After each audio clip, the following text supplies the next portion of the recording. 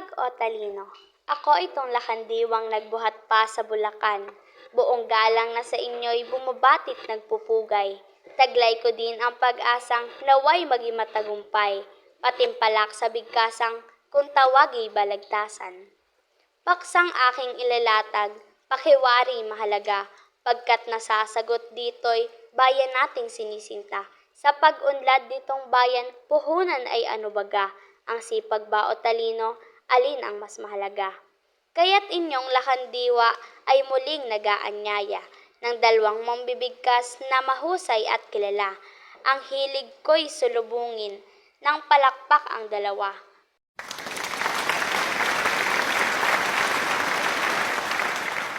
Panig nilang ihaharap ay suriin at magpasya. Kapag bayay umunlad, ang pagko'y pinupukol sa gobyerno at tao sa masama at tulong-tulong. Kung lahat ay tinatamad, bayan natin ano ngayon? Wala nang pagbabago, kabuhayay urong sulong. Kasipagay puhunan nating lahat sa gawain, maliit man o malaki, mahirap man ang gampanin. Kung ang ating kasipagan itatabit magmamaliw, maunlad na Pilipinas, di natin masasalapi.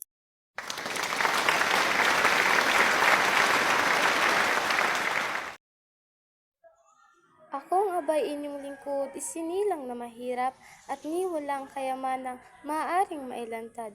Pamana ng magulang ko ay talinong hinahangad, pamanang magtatanghal, pupunan sa pag-unlad. Sa gobyerno at lipunan, mga tao ay may puhunan na kanilang tataglayin habang sila'y nabubuhay. Ang talino'y nagbubuklod sa pambansang kalayaan, nagbibigay sa damdamin, makayaot makabayan.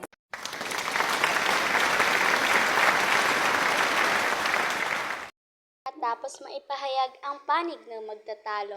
Ngayoy aming ihahanda tayog ng inyong talino. Bawat isa'y papalaot sa napapanahong isyo, kaya't inyong timbangin upang inyong mapagsino.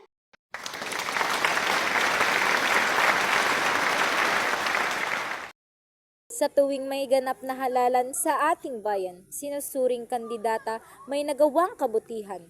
Kung ano ang kursong natapos ay hindi inaalam, kakayahan niya at sipag tanging pinag-uusapan.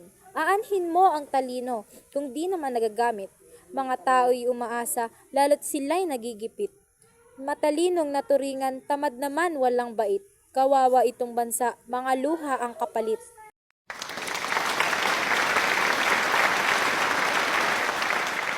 Nalimutan ng kantalo, mga bayaning namatay, na nagtanggol sa ating bayan ng laya ay makamtan. Kung di dahil sa talino, taglay nila nung araw, hanggang ngayon tayong lahat alipin pa ng dayuhan. Mga naging presidente o senador at congressman, lahat sila ang talino ay di natin matawaran. Mga batas na ginawa at pinatupad sa ating bayan, pinuhunan ay talino, kaya't sila'y naging gabay.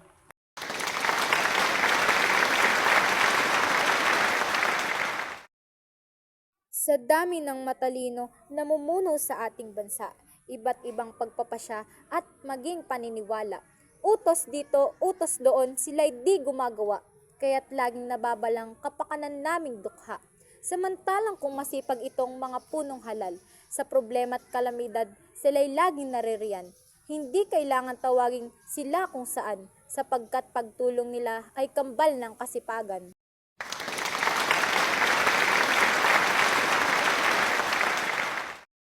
Tila yata nalimutan nitong aking katunggali. Sa pagtulong ay talino ang gamit palagi.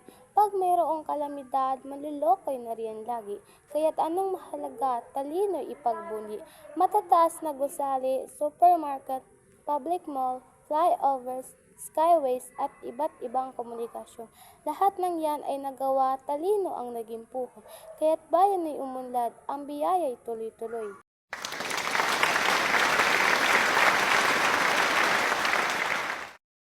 Sipag ang kailangan, Talino ang puhunan. matalino nga tamad naman. Ang taong tamad ginagamit ng talino para sumipag. Sipag, Talino.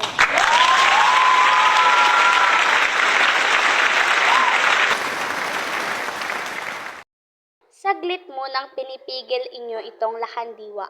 Pagtatalo nitong dalawa, mahuhusay na makata.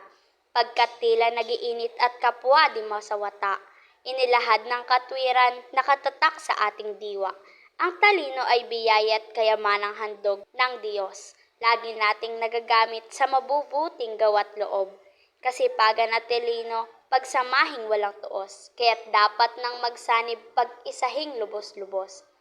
Ang talino'y siyang utak sa balangkas ng paggawa, ang sipag na may siyang bisig sa planong binabadya.